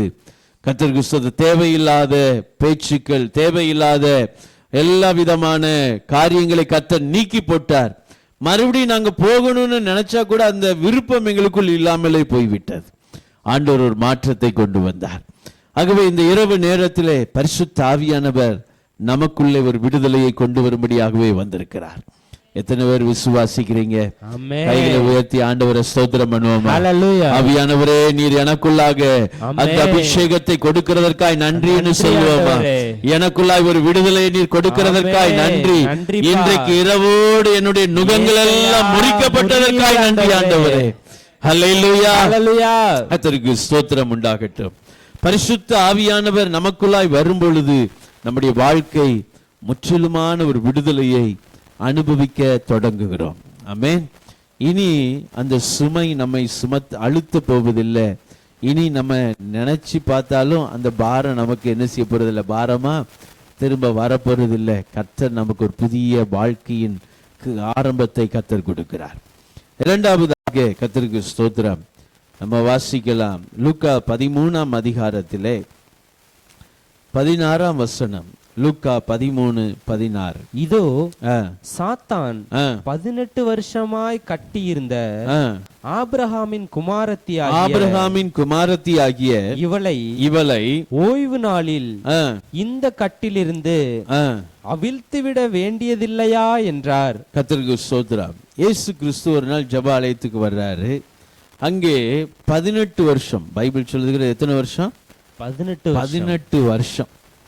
1-2 கிடையாது, 18 வருஷம் அவள் எப்படி இருக்கிறான்னா, பைபிள் சொல்லுகிறது பலவீனப்படுத்துகிற ஆவியினாலே கஷ்டப்பட்டுட்டு இருக்கிறார். அந்த பலவீனப்படுத்துகிற ஆவியினால என்ன பிரச்சனைனா, அவளால் எவ்வளவு என்ன செய்ய முடியல, நிமிர்ந்து பார்க்க முடியல. ஆமா, 18 வருஷம் அவள் தரையவே தான் பார்த்து வாழ்ந்துட்டு இருக்கிறார். அவள் ஒரு கூனியாக வாழ்ந்து கொண்டிருக்கிறார். ஆனா இந்த வசனத்தை வாசிக்கும் போது உன்னை கவனிங்களேன், 18 வருஷம் அவ ஜெப ஆலயத்துக்கு வர்றதை நிறுத்தலை. அல்லேலூயா. நான் அப்படிதான் அதை பார்க்கிறேன். 18 வருஷம் ஜெப ஆலயத்துக்கு வர்றதை நிறுத்தலை. மாத்திரமல்ல, வேதம் சொல்லுகிறது அவள் யாருன்னா ஆபிரகாமின் யாரு? யோசித்து பாருங்க. ஆசீர்வாதமான சந்ததியில, ஆசீர்வதிக்கப்பட்ட சந்ததியில பிறந்த அவளுடைய வாழ்க்கையில என்ன பிரச்சனைன்னா, 18 வருஷம் ஒரு பலவீனப்படுத்துகிற ஆவியினாலே கஷ்டப்பட்டுட்டு இருக்கிறார். ஆனா நான் நினைக்கிறேன் அவளுடைய விசுவாசம் குறைந்து போகல. ஒரு ஆமீன் சொல்லுங்க பார்க்கலாம். கர்த்தருக்கு ஸ்தோத்திரம். ஏன்னா விசுவாசமா இருக்கிறதுனால தான் ஜபாலயத்துக்கு வந்துகிட்டே இருக்கிறார். அல்லேலூயா. இரவு நேரத்தில் நம்முடைய விசுவாசம் கர்த்தர் மேல இருந்து குறையாம இருக்கட்டும். நம்ம வாழ்க்கையின் விடுதலைக்கு காரணமா இருப்பது நம்முடைய விசுவாசமா அது இருக்க போகிறது. கர்த்தருக்கு ஸ்தோத்திரம். 18 வருஷம் அவருடைய விசுவாசம் குறைந்து போகல. ஆலயத்துக்கு வர்றத, ஜபாலயத்துக்கு வர்றத அவர் நிறுத்தல. ஆண்டவர் அன்றைக்கு இயேசு கிறிஸ்து அந்த ஆலயத்திற்கு வந்தார், ஜபாலயத்திற்கு. அவர் அங்கே வந்தபோது கர்த்தருக்கு ஸ்தோத்திரம், அவளை கண்டு அவளை தொட்டார். வேதம் சொல்லுகிறது அவள் அந்த நிமிடமே பலவீனத்தில் இருந்து விடுதலையாக்கப்பட்டு நிமிர்ந்து பார்த்தாள். அல்லேலூயா சொல்லுங்களேன். கர்த்தருக்கு ஸ்தோத்திரம். நான் சொல்லுகிறேன், உங்க விடுதலை எங்க இருக்குது தெரியுமா? எங்க இருக்கு சொல்லுங்க பார்க்கலாம். திருச்சபைக்குள்ள இருக்குது. நம்புறீங்க? அல்லேலூயா, ஹல்லேலூயா. சிலர் சொல்லுவாங்க பலவீனமா இருந்துச்சு அதனாலதான் சபைக்கு வரலன்னு சொல்லுவாங்க. நான் சொல்லுவேன் பலவீனமா இருந்தாதான் சபைக்கு வரணும். ஆமென். ஏன்னா விடுதலை எங்க இருக்குது? சபையில இருக்குது. பலவீனமா இருக்குது அதனால ஆஸ்பத்திரிக்கு போகலன்னா சொல்றோம். பலவீனமான ஆஸ்பத்திரிக்கு போகணும்னு தெரியுது. நான் சொல்றேன் பலவீனமா இருந்தா, பிரச்சனைகள் இருந்தா எங்க வரணும்? திருச்சபைக்கு வரணும், ஆராதனைக்கு வரணும். ஏன்னா அங்க ஆண்டவருடைய தொடுதல் நம்ம மேல உண்டாகும். எத்தனை பேர் நம்புறீங்க? ஆமென். ஆண்டவர் இயேசு என்ன தொடுவார். ஆமென். கர்த்தருக்கு ஸ்தோத்திரம் உண்டாகட்டும். ஒரு அம்மா ரொம்ப நாள் ஜெபம் பண்ணிட்டு இருந்தாங்களாம். ரொம்ப நாள் ஒரே காரியத்துக்காக, பதிலுக்காக ஆண்டவர்கிட்ட ஜெபம் பண்ணிக்கிட்டே இருந்தாங்களாம். அவங்க வழக்கமாக சர்ச்சைக்கு வந்து சிலர் இருப்பாங்க பாருங்களேன், வழக்கமாக ஒரே இடத்துல தான் உட்காருவாங்க. அவங்களுக்கு வேறு இடத்துல மாறி உட்காந்தாச்சுன்னா என்ன ஓடாது? ஜெபம் ஓடாது, பாட்டு ஓடாது. அவங்களுக்கு ஆராதனை அன்னைக்கு முடிகிற வரைக்கும் என்ன செய்யும்? கஷ்டமாக இருக்கும். பார்த்துருக்கீங்களா அப்படி? ஆமே. இங்கே அப்படி யாரும் இருக்காங்களான்னு தெரில. அப்படி இருக்க மாட்டேங்கன்னு நினைக்கிறேன். கர்த்தருக்கு ஸ்தோத்திரம். அவங்களுக்குன்னு சேரில் வேறு யாராவது உட்காந்துட்டாங்கன்னா முறைச்சி பார்த்துக்கிட்டே கடைசி வரைக்கும் அந்த ஆராதனையில் செய்தியை கேளுங்கன்னு பாஸ்டர் சொல்லிக்கிட்டே இருக்கணும். அவங்களுக்கு ஆனால் அந்த அன்னைக்கு பூரா செய்தி உள்ள போகாது. என்ன போயிட்டு இருக்கும்? நம்ம சேர் போயிடுச்சு இன்னைக்கு அப்படின்னு தான் இருக்கும். கர்த்தருக்கு ஸ்தோத்திரம். இந்த அம்மாவும் வழக்கமாக திருச்சபையில் ஒரு இடத்துல உட்காந்து ஜெபம் பண்ணுற அம்மா. எப்போதும் ஒரே அந்த தூண் பக்கம்தான் உட்காந்து ஜெபம் பண்ணிக்கிட்டே இருக்குமா. ஒரு நாள் ஆராதனைக்கு அந்த அம்மா வரலை. அப்போ அன்னைக்கு வந்திருந்த ஊழியக்காரர் ஒரு தரிசனத்தை பார்த்தாரு. அந்த தரிசனத்தில் ஒரு தூதன் ஒரு பெரிய ஒரு பதிலை கொண்டு வருகிற ஒரு பெட்டியோடு வந்து நிற்கிறத பார்த்தாராம். ஆனால் அதை யார் கையிலையும் கொடுக்காமலே அவன் போயிட்டானான் திரும்ப. அப்போ இது என்ன அப்படின்னு சொல்லி ஜெபம் பண்ணும்போது அந்த இடத்துல யார் உட்கார்ந்துருப்பானோ அந்த அம்மா அன்னைக்கு வரல. அந்த அம்மா வீடை தேடி போய் அதை பாச சொன்னாரா, இன்னைக்கு நீங்கள் இருக்கிற இடத்துல ஒரு பதிலோடு ஒரு தூதம் வந்ததை பார்த்தேன், ஆனால் நீங்கள் வரல, பதில் வந்துட்டு திரும்ப போனதை பார்த்தேன் அப்படின்னா. ஐயோ, இத்தனை நாள் ஜெபம் பண்ணிட்டு இவர் பதிலே தரலையேன்னு நான் இன்னைக்கு என்ன செஞ்சேன், மன விரக்தியாக வீட்டிலே உட்காந்துட்டேன், போய் என்னத்துக்குன்னு உட்காந்துட்டேனே, ஐயோ பதிலை இழந்துட்டேனேன்னு சொல்லி அந்த அம்மா கண்ணீரோடு ஆண்டவரை நோக்கி பார்த்து, ஆண்டவரே நான் மன்னிங்கப்பான்னு சொல்லி ஜெபம் பண்ணாங்களாம். சில நேரங்களில் நம்முடைய வாழ்க்கையில் நம்ம அப்படி தான் சில நேரங்கள் ஆகிறோம். ஜெபம் பண்ணி பார்த்தோம், விசுவாசித்து பார்த்தோம், ஆண்டவர் நமக்கு பதில் தரல. பதில் தராத தேவன் நம்முடைய தேவன் இல்லை. எத்தனை பேர் நம்புறீங்க? ஒரு அல்லேலூயா சொல்லுங்க பார்க்கலாம். உங்களை அழைத்துட்டாருன்னா, அவருடைய பிள்ளையாக உங்களை மாற்றிட்டாருன்னா கட்டாயம் நமக்கு பதில் செய்வார். அதில் எந்த சந்தேகமும் இல்லை. கர்த்தருக்கு ஸ்தோத்திரம். இந்த அம்மா 18 வருஷமாக பலவீனப்பட்டு இருந்தாலும் கர்த்தர் அவர்களை மறந்து விடவில்லை. அன்றைக்கு ஆலயத்தில் அவர்களை அழைத்து எல்லாரும் நடுவில் நிற்கும்படி செய்து அவர்களை வெட்கப்படுத்தல, மாறாக அவர்களை நிமிர பண்ணினார். எத்தனை பேர் நம்புறீங்க என்ன ஆண்டவர் நிமிர பண்ணுவார்? ஆமென். எனக்கு என் தலையை நிமிர பண்ணுகிற தேவன். ஆமென். ஹல்லேலூயா. சில நேரங்களில் நம்முடைய வாழ்க்கையில வெட்கப்பட்டு கூனி குறுகி நம்முடைய வாழ்க்கையில இனிமே நம்ம என்ன பிரயோஜனமா இருக்கிறோம், யாருக்கு முன்னாடி நம்ம போய் நிற்கிறதுக்கு கஷ்டப்பட்டு நம்ம வெட்கப்பட்டு போன சூழ்நிலைகள் இருக்கலாம். ஆனால் ஆண்டவர் இன்றைக்கு அவருடைய சமூகத்தில் வந்திருக்கிற நம்மை தேவன் தலை நிமிர பண்ணி ஒரு விடுதலையின் வாழ்க்கைக்குள்ளாய் கொண்டு செல்ல விரும்புகிறார். ஆமென். அல்லேலூயா. அல்லேலூயா. கர்த்தருக்கு ஸ்தோத்திரம் உண்டாகட்டும். அவருடைய தொடுதலுக்காக நான் ஆலயத்திலே வர வேண்டும். ஆமென். அவருடைய தொடுதல் அவருடைய ஆலயத்தில் கட்டாயம் எனக்கு இருக்கிறது. என்னை அவர் சந்திக்கும்படி தான் வருகிறார். ஆமென். ஆண்டவர் அவருடைய சமூகத்துக்கு வரும்போது அவர் யாரை பார்க்கிறதுக்கு வர்றாருன்னா என்ன பார்க்கிறதுக்கு தான் வர்றார். ஆமென். அல்லேலூயா. அல்லேலூயா. கர்த்தருக்கு ஸ்தோத்திரம். என் நாமத்தை பிரஸ்தாபம் பண்ணும் எந்த ஸ்தானத்திலும் நான் வந்து உங்களை ஆசீர்வதிப்பேன். கர்த்தருக்கு ஸ்தோத்திரம். இங்க வந்து ஆண்டவர் என்ன செய்ய வர்றாருன்னா அவர் ஆசீர்வதிக்க வருகிறார். ஆமென். ஆமென். உங்களையும் என்னையும் கர்த்தர் ஆசீர்வதிப்பாராக. ஒரு ஆமென் சொல்லுங்க பார்க்கலாம்.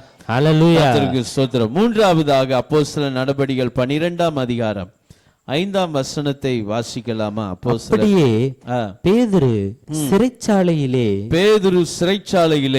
காக்கப்பட்டிருக்கையில் சபையார் அவனுக்காக தேவனை நோக்கி ஊக்கத்தோடே ஜெபம் பண்ணினார்கள். அல்லேலூயா. ஹல்லேலூயா. கர்த்தருக்கு ஸ்தோத்திரம். மூன்றாவதாக நான் சொல்லுகிறேன், ஆண்டவர் நமக்கு விடுதலையை கொடுக்கும்படியாக தேவன் நம்முடைய ஜெபத்தை கேட்கிற தேவனாய் இருக்கிறாரு. நம்முடைய வாழ்க்கையில நான் சொன்னேன், நமக்கு விடுதலையை தரும்படி அபிஷேகத்தை கொடுக்கிறார். நமக்கு விடுதலையை தரும்படி திருச்சபையை வைத்திருக்கிறார். நாம் அங்கே விசுவாசத்தோடு ஆண்டவரை நோக்கி நாம் வரும்போதெல்லாம் கர்த்தர் நமக்கு அவருடைய தொடுதலை கொடுக்க தேவன் அவர் வல்லமையுள்ள தேவனாய் இருக்கிறார். மூன்றாவது சொல்ல விரும்புகிறேன், நம்முடைய ஜெப வாழ்க்கை கர்த்தருக்கு ஸ்தோத்திரம். நமக்காக ஒரு ஜெபம், ஒரு ஜெபிக்கிற ஒரு குழு கட்டாயம் இருக்கணும். ஒரு ஜெப குழுவில் கட்டாயம் நம்ம இருக்கணும். ஒரு ஆமென் சொல்லுங்க பார்க்கலாம். ஆமென். நான் இப்படி சொல்லுவேன், நான் ஒரு பிரேயர் குரூப்ல இருக்கிறது தான் என் வாழ்க்கையின் விடுதலைக்கு ஆசீர்வாதத்துக்கு காரணமாக இருக்கும். கர்த்தருக்கு ஸ்தோத்திரம். அழகா சொன்னாங்க, ஒருவர் பாரத்தை ஒருவர் சுமந்து ஜெபிக்க வேண்டுமா. We need a prayer group. ஆமென். ஆமென். கட்டாயம் ஒரு ஜெபக்குழு இருக்கணும். பேதுரு சிறையில் இருந்தாரு. பேதுரு சிறையில் இருந்தபோது பேதுரு அங்கே தூங்கிட்டு இருந்தார். தெரியுமா உங்களுக்கு? பேதுரு எங்கே போனாலும் தூங்கிக்கிட்டு இருப்பார். என்ன கெத்செமனை தோட்டத்துக்கு போனாலும் தூங்கிடுவார். இங்கேயும் தூங்கிட்டார். சிறைக்குள்ளே யாராவது தூங்குவாங்களா? அதுவும் மறுநாள் என்ன இருக்குது,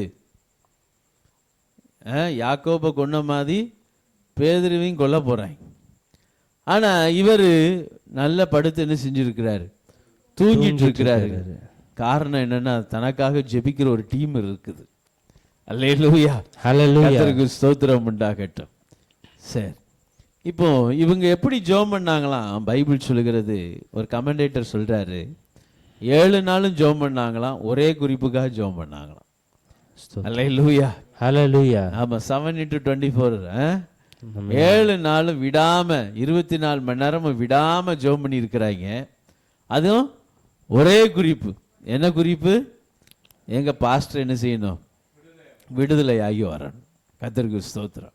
அல்லேலூயா, ஹல்லேலூயா. ஆண்டவர் அவர்களுடைய ஜெபத்தை கேட்டாரா, கேட்கலையா? கேட்டார். கேட்டார். வேதம் சொல்லுகிறது, சிறையில் இருந்த பேதுருவை தூதன் போய் தட்டி எழுப்புறான். பேதுருவே, நீ எழுந்துரு.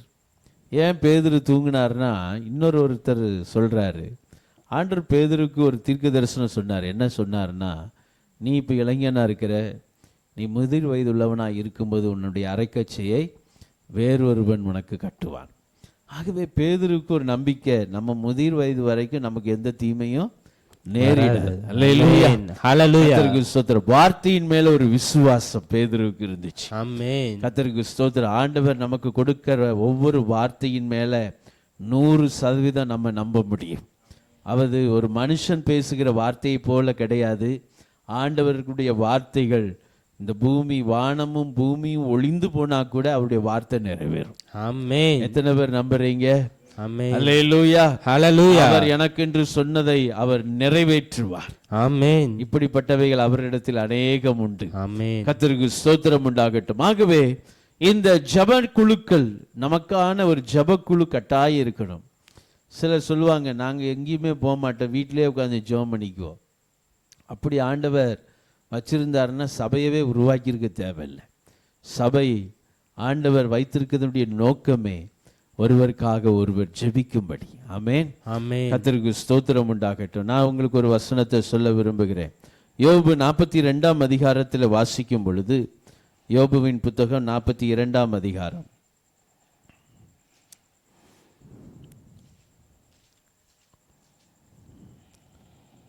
10வது வசனத்தை வாசிப்போம்.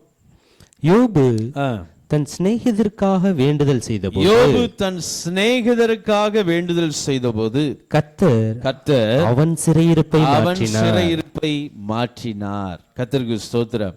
அல்லேலூயா, ஹல்லேலூயா. ஜெப வாழ்க்கை இன்னொருவருக்கு விடுதலையை கொண்டு வருகிறது, நமக்கும் விடுதலையை கொண்டு. ஆமென்.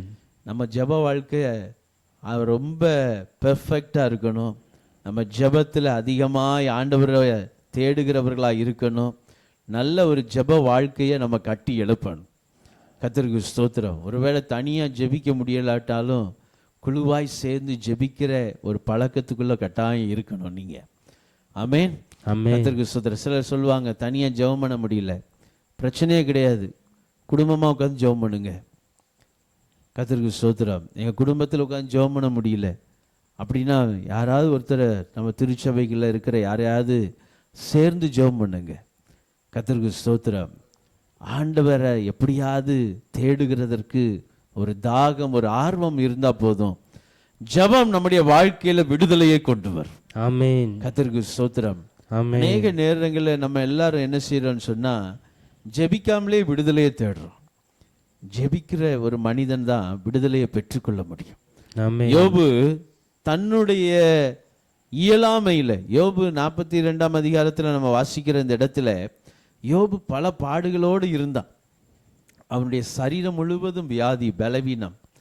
குடும்பத்தை இழந்துட்டான், மனைவி கோச்சிட்டு போயிட்டாங்க, பிள்ளைங்க எல்லாம் மரித்து போனாங்க, 10 பிள்ளையும் மரித்து போனாங்க, சொத்து எல்லாம் போன நிலைமையில் சிநேகிதருக்காக ஆண்டவரே அவர்களை ஆசீர்வதின்னு எப்படி ஜெபம் பண்ண முடியும்? நல்லா இருக்கும் போதாவது இன்னொருத்தனுக்கு ஜெபம் பண்ணலாம், ஆனால் இந்த நெருக்கத்தில் ஜெபம் பண்ண முடியுமா? ஆண்டவர் சொன்னார், யோபுட்ட போய் நீங்கள் ஜெபம் பண்ணுங்க, ஜெபம் பண்ணும்படி சொல்லுங்க அப்படின்னு சொல்லி சிநேகிதர்களை பார்த்து பேசினார். யோபு அவர்களுக்காய் உண்மையாய் கர்த்தரை நோக்கி ஆண்டவரிடத்தில் ஜெபம் பண்ணினான். அப்படி ஜெபம் பண்ண ஆண்டவர் எனக்கு விடுதலை தருவார்னு யோபுக்கெல்லாம் தெரியாது அப்போ. ஆனா ஆண்டவர் அந்த ஜெபத்தின் வாயிலாக நடந்த ஒரு காரியம், யோபுவினுடைய நண்பர்கள் தேவனுடைய கோபத்திலிருந்து தப்புவிக்கப்பட்டவர்கள் மாத்திரமல்ல, யோபுடைய சிறையிருப்பையும் கர்த்தர் என்ன செய்தார்? மாற்றினார். அல்லேலூயா. ஹalleluya. இன்னைக்கு இந்த இரவு நேரத்துல பல பலவீனங்களோடு வேலை மத்தியில நம்ம இங்க வந்து உட்கார்ந்து ஜெபம் பண்றோம். நமக்கெல்லாம் நல்லா இருக்கிறதுனால ஜெபம் பண்ணல, நமக்கும் பிரச்சனையோடு தான் இருக்குது. அப்படிதான் வந்து நம்ம ஜெபிக்கிறோம். இந்த ஜெபம் நான் இன்னொருத்தருக்காக ஜெபம் பண்ணும்போது எனக்கு ஆண்டவர் ஆசீர்வாதத்தை தருவாருங்கிறதுக்காக நான் ஜெபிக்கல. ஆனா நான் ஜெபிக்கணும்னு ஜெபம் பண்ணிக்கிட்டு இருக்கிறேன். ஆண்டவருடைய விருப்பத்தின்படி அவருடைய பாரத்தை சுமந்து நான் ஜெபம் பண்றேன். ஆனா ஆண்டவர் எனக்கு செய்ய போகிற ஒரு காரியம் என்னன்னா, என் வாழ்க்கையில இருக்கிற சிறையிருப்புகளை மாற்றுவார். ஒரு அல்லேலூயா சொல்லுங்களேன். அல்லேலூயா. ஹalleluya. கர்த்தருக்கு ஸ்தோத்திரம். திருச்சபைக்காக ஜெபம் பண்ணணும். ஆமென். எங்க சபையில் ஒரு அம்மா இருந்தாங்க. நான் இப்போ விசுவாசியா இருந்த காலத்தில். அப்போ அந்த அம்மா 80 வயது. திருச்சபையில் இருக்கிற எல்லா வாலிப பிள்ளைகளுக்காக ஜெபம் பண்ணுவாங்க. பேரை சொல்லி ஜெபம் பண்ணுவாங்க. நான் ஒரு நாள் அவங்க வீட்டுக்கு வேற ஒரு வேலையாக போயிருந்தப்போ அவங்க கேட்டாங்க, உங்கள் அக்கா இப்படி இருக்கிறா அப்படின்னு கேட்டாங்க. நான் இருந்தே போனேன். ஏன்னா இத்தனை வயசில் நம்ம அக்கா பேரை சொல்லி கேட்குறாங்களே அப்படின்னு. நல்லா இருக்காங்களா? நல்லா இருக்கிறாங்க. அப்போதான் எனக்கு தெரியும், அங்கே இருக்கிற ஐயா சொன்னார், அவங்க வீட்டுக்காரர் சொன்னார், அம்மா ஏன் இப்படி கேட்குறாங்க தெரியுமா? எல்லா பிள்ளைகளுக்காக ஜெபம் பண்ணுவாங்கண்ணா. இதை எப்போ இருந்து நடக்குது அப்படின்னா, எப்படி இதை பண்ணுறாங்க அப்படின்னு கேட்டப்போ தான் ஒரு சாட்சி சொன்னாங்க. அவங்களுக்கு 4 பொம்பளை பிள்ளைங்க. அவங்களுக்கு 4 பொம்பளை பிள்ளை இருக்கும்போதே திருச்சபையில் இருக்கிற போது சபையில் விசுவாசியாக எத்தனை பேர் இருக்காங்களோ அத்தனை பேருடைய பிள்ளைகள் பேரையும் கேட்டு வீட்டில் உட்காந்து ஜெபம் பண்ணுவாங்களாம். ஆண்டவரே இவங்களுக்கெல்லாம் திருமணம் நடக்கணும், இந்த பிள்ளைகளுக்கெல்லாம் திருமணம் நடக்கணும், நல்ல துணையை கொடுங்க ஆண்டவரே, திருமண வாழ்க்கையை ஆசீர்வதித்து கொடுங்க, தேவையை சந்திங்க. இப்படி எல்லா பிள்ளைகளுக்காக திருமணத்துக்காக ஜெபம் பண்ணிக்கிட்டே இருப்பாங்களாம். நடந்த ஒரு ஆச்சரியமான காரியம் என்ன தெரியுமா? இவங்க வீட்டில் ஒரே வருஷத்திலேயே 4 பொம்பளை பிள்ளைகளுக்கும் திருமணம் நடந்துச்சு. 4 பொம்பளை பிள்ளைகளுக்கும் ஒரு பொம்பளை பிள்ளைக்கும் வரதட்சணை கொடுக்கல, எந்த ஒரு செலவும் செய்யாதபடிக்கு எல்லாம் மாப்பிள்ளைக்காரங்க வீட்டில இருந்து மாப்பிள்ளை வீடு வந்து நாங்கள் உங்கள் பொண்ணை கட்டிக்கிறோன்னு அவங்களே முழு செலவையும் ஏற்றே 4 பேருக்கும் கல்யாணம் நடந்துச்சு. ஸ்தோத்திரம். ஒரு அல்லேலூயா சொல்லுங்க. கர்த்தருக்கு ஸ்தோத்திரம். 4 பேருக்கு கல்யாணம் ஆயிடுச்சுன்னு சொல்லி அதோட முடிக்கல. 80 வயது ஆகும் போதும் ஜெபித்து கொண்டே இருந்தாங்க. கர்த்தருக்கு ஸ்தோத்திரம். நான் சொல்லுகிறேன், உங்க வாழ்க்கையில் ஒரு விடுதலை வரணுமா? மற்றவர்களுக்காக ஜெபம் பண்ணுங்க. ஆமென். அல்லேலூயா. ஹல்லேலூயா. உங்களுக்கு ஒரு விடுதலையை தருவார். ஆமென். கர்த்தருக்கு ஸ்தோத்திரம். அநேகருடைய வாழ்க்கையின் விடுதலைக்காக நீங்க ஜெபம் பண்ணி பாருங்க. கர்த்தர் உங்க வாழ்க்கையில் ஒரு விடுதலையை கொடுக்கறத நீங்க அனுபவிக்க முடியும். கர்த்தருக்கு ஸ்தோத்திரம் உண்டாகட்டும். இன்னொரு வசனத்தை வாசிப்போமா? நேரம் ஆயிடுச்சா? வாசிக்கலாம். அப்போஸ்தலர் 16:26. அப்போஸ்தலர் 16ஆம் அதிகாரம் 26வது வசனம். சடுதியிலே சிறைச்சாலையின் அஸ்திபாரங்கள் அசையும்படியாக பூமி மிகவும் அதிர்ந்தது. உடனே கதவுகளெல்லாம் திறவுண்டது. கர்த்தருக்கு ஸ்தோத்திரம்.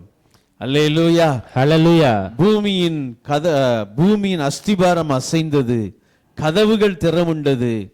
வேதம் சொல்லுகிறது எல்லாருடைய கட்டுகளும் அப்படி போட்டிருக்கா, பாடினவங்களுடைய கட்டுன்னு போட்டிருக்கா? எல்லாருடைய கட்டுகளும் கலண்டு போயிற்று. கர்த்தருக்கு ஸ்தோத்திரம். பவுலும் சீலாவும் ஒரு நல்ல ஊழியத்தை செஞ்சுக்கிட்டு இருக்கிறாங்க. அவங்கள கொண்டு வந்து அடித்து துன்புறுத்தி கொண்டு வந்து தொழு மரத்தில் மாட்டி வச்சுட்டாங்க. அந்த சிறைக்குள்ள ஏற்கனவே நிறைய பேர் இருக்கிறாங்க. இப்போ நடு ராத்திரி ஆன உடனே நான் சொன்னேன்ல, ராத்திரி ஜெபம் நம்முடைய வாழ்க்கையில் அந்தகாரத்தின் சங்கிலிகளை அறுக்கும். அல்லேலூயா. கர்த்தருக்கு ஸ்தோத்திரம். இப்ப நடுராத்திரி ஆன பவுலும் சீலாவும் அடிக்கப்பட்டு இப்ப சங்கிலியால கட்டப்பட்டிருக்கிற நேரத்தில் என்ன செய்வோம்? நம்ம என்ன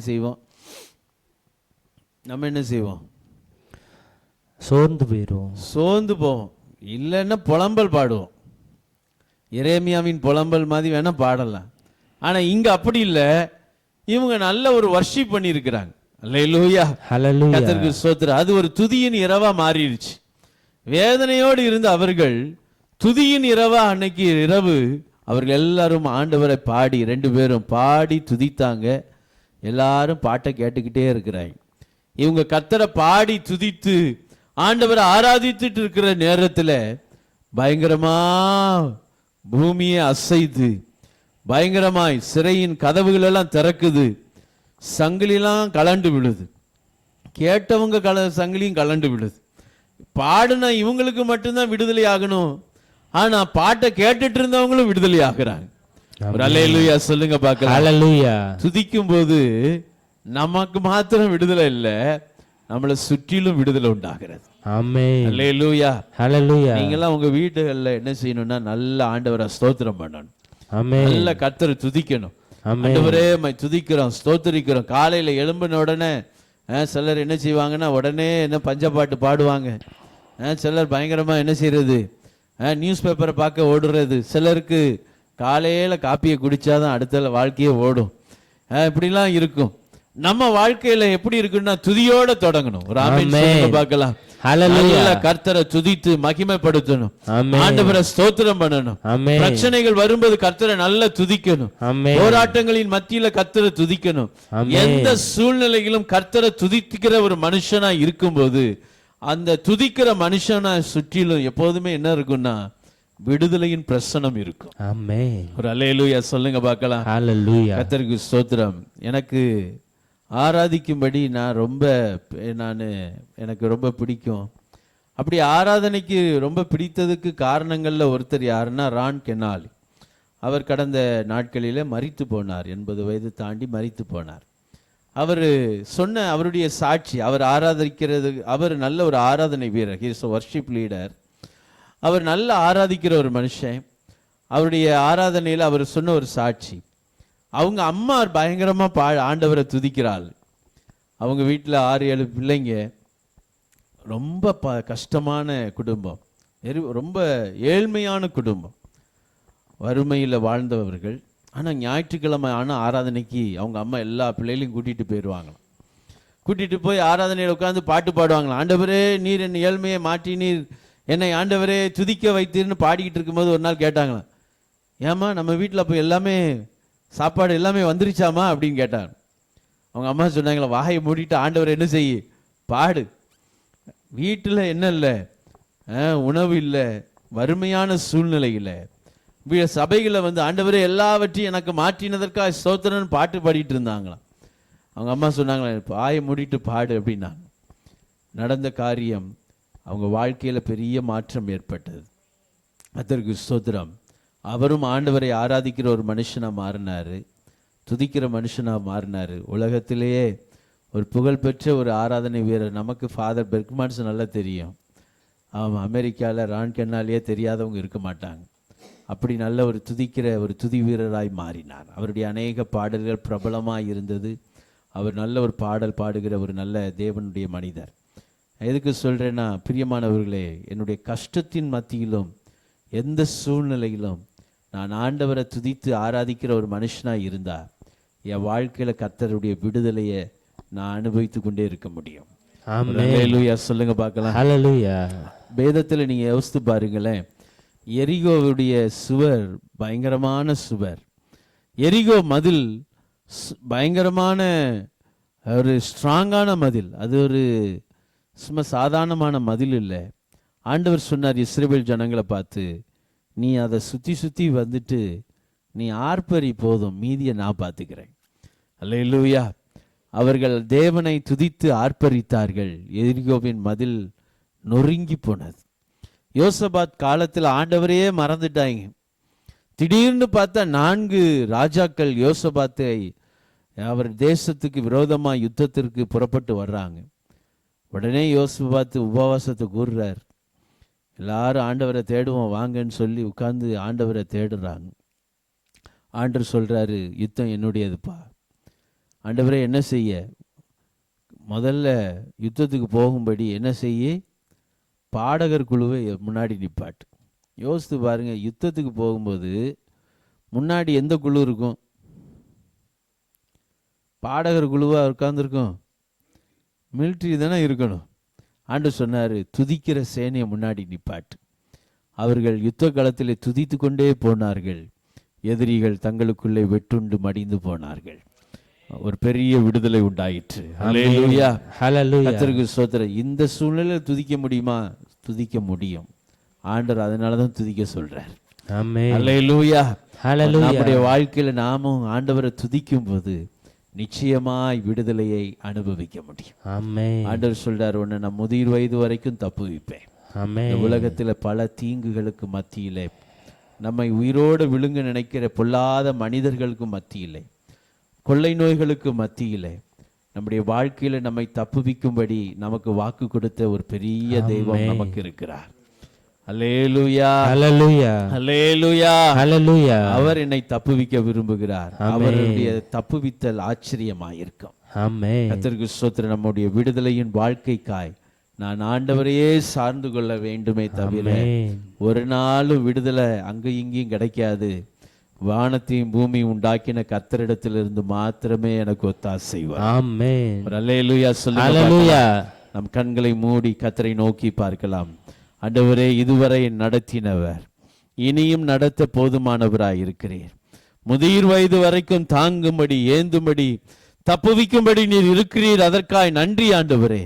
எங்க வாழ்க்கையில் இருக்கிற எல்லா நெருக்கங்களும், எல்லா விதமான கட்டுகளும், எல்லா விதமான போராட்டங்களிலிருந்து விடுதலை தரும்படி நீர் ஆண்டவரே எங்களுக்கு இருக்கிறதற்காய் நன்றி ஆண்டவரே. பரிசுத்த ஆவியானவர் நமக்குள்ளாக அபிஷேகத்தை கொடுக்கிறதற்கு நோக்கம், அபிஷேகத்தினாலே நுகங்களை முறிக்க பண்ணுகிற தேவன். அவனுடைய தோளிலிருந்து அவனுடைய சுமையை நீக்கி போடுவேன் என்று சொல்லி இருக்கிறார். இன்றைக்கு ஆண்டவர் நம்முடைய சுமைகளை நீக்கி போடும்படி, நம்முடைய வாழ்க்கையில் ஒரு விடுதலையை கொடுக்கும்படி அவர் தம்முடைய பரிசுத்த பிரசன்னத்தினால், அபிஷேகத்தினால் நம்மை நிரப்பும்படியாக விரும்புகிறார். இன்றைக்கு ஆண்டவருடைய சமூகத்தில் எல்லாரும் கர்த்தரை நோக்கி நம்ம எல்லாரும் ஸ்தோத்திரம் பண்ணலாமா? எல்லாரும் ஸ்தோத்திரம் பண்ணும். வாய்களை திறந்து ஸ்தோத்திரம் பண்ணுவோமா? நன்றி ஆவியானவரே, நன்றி ஆவியானவரே, நன்றி ஆவியானவரே. அப்பாமே நன்றியோடு கூட துதிக்கிறோம், துதிக்கிறோம். புலம்பலின் உடையை தூக்கி போட்டு துதியின் உடையை உடுத்திக் கொள்வோம். ஏனென்றால் தேவன் நம்முடைய வாழ்க்கையில் விடுதலை கொடுக்கிற தேவனாய் இருக்கிறார். ஹல்லேலூயா. எத்தனை பெரிய நெருக்கங்கள் இருந்தாலும் தேவனுடைய சமூகத்தை நோக்கி தேடி ஓடி வருகிற ஒரு விசுவாசம் உள்ளவர்களாய் நாம் இருக்கும்போது ஒரு நாள் கர்த்தர் நம்முடைய வாழ்க்கையில் பூரண விடுதலை கொடுக்கிற தேவன். இன்றைக்கு அந்த தேவன் நம்மத்திலே அவர் இருக்கிறார் என்ற விசுவாசத்தோடு ஆண்டவரை நோக்கி ஸ்தோத்திரம் பண்ணலாமா? ரிகரா பாலா ரஹதுரஷே லிமா துரா யக்கரா பாலா ரதியாஷே ரிகே துரா ரபலா ரஹதியா தர ரபலா ரதியா. பரிசுத்த ஆவியானவரே, இன்றைக்கு இந்த இடத்துல ஒரு விடுதலை கொடுங்க. இந்த ஜெபத்தின் வாயிலாக இந்த பகுதியில் ஒரு விடுதலை உண்டாகட்டும். இந்த ஜெபத்தின் மூலமாக ஆண்டவரே ஸ்தோத்திர ராஜா. ஆண்டவரே, அநேகருடைய கட்டுகள் ஆண்டவரை கலண்டு போவதாக, ஆண்டவரை அநேகருடைய வாழ்க்கையில் விடுதலை உண்டாவதாக. இந்த இடத்தில் இருந்து ஜெபிக்கிற நம்முடைய பிள்ளைகள் வாழ்க்கையிலும் பூரண விடுதலை உண்டாகட்டும் ஆண்டவரே. இயேசுவின் நாமத்தினால வியாதியிலிருந்து, ஆண்டவரே பலவீனங்களில் இருந்து, சத்ருவின் கிரியைகளில் இருந்து தொடர்ந்து வருகிற தொடர்ச்சியாய் ஆண்டவரே வருகிற எல்லா பிரச்சனைகள், போராட்டங்களில் இருந்து இன்றைக்கு இரவில் ஒரு பூரண விடுதலை உண்டாகட்டும். இயேசுவின் நாமத்திலே நாங்கள் சொல்லுகிறோம். ஆண்டவருடைய நாமம் மகிமைப்படும்படியாய் கர்த்தர் தம்முடைய வல்லமையை வெளிப்படுத்துவீராக. இன்றைக்கு இந்த இடத்தில் ஜெபிக்க வந்திருக்கிற பிள்ளைகள் வாழ்க்கையில் ஒரு விடுதலை உண்டாகட்டும் ஆண்டவரே. நீரே ஆளுகை செய்வீராக. ஆசீர்வதிங்கன்னு சொல்லி ஜெபிக்கிறோம். பரலோக தேவனே, அப்பா அம்மாக்கு நன்றி செலுத்துகிறோம். பாஸ்டருக்காக நாங்கள் ஜெபிக்கிறோம். இந்த இடத்திலே உடைய ஊழியத்தை செய்வதற்கான கிருபைகளை கர்த்தர் இன்னும் அதிகமாய் தருவீராக. அவர்கள் மூலமாய் அநேகருடைய வாழ்க்கையில விடுதலை உண்டாக ஜெபிக்கிறோம். ஆமென். இயேசுவின் நாமத்தினால ஆண்டவருடைய நாமம் மகிமைப்படட்டும். இருளில் இருக்கிற ஜனங்கள் வெளிச்சத்திற்கு வரும்படியாய் ஞான ஆண்டவரே பாஸ்டருக்காக, சகோதரிக்காக ஜெபிக்கிறோம். கர்த்தர் அவர்களை பயன்படுத்துங்க. இன்னும் அநேகரை கர்த்தர் நீர் ஆண்டவரே அவர்கள் மூலமாய் உம்முடைய ராஜ்யத்திற்குள், விடுதலையின் வாழ்க்கைக்குள் வரும்படி நீர் அவர்களை அபிஷேகித்து வழி நடத்துவீராக. ஆண்டவருடைய கரம் ஆசீர்வதிப்பதாக. இயேசுவின் நாமத்தினால தாழ்த்தி ஜெபிக்கிறோம். உங்க நாம மாத்திரம் மகிமைப்பட ஒப்பு கொடுக்கிறோம். இயேசுவின் நாமத்தில் ஜெபிக்கிறோம் நல்ல பிதாவே. ஆமென். ஆமென்.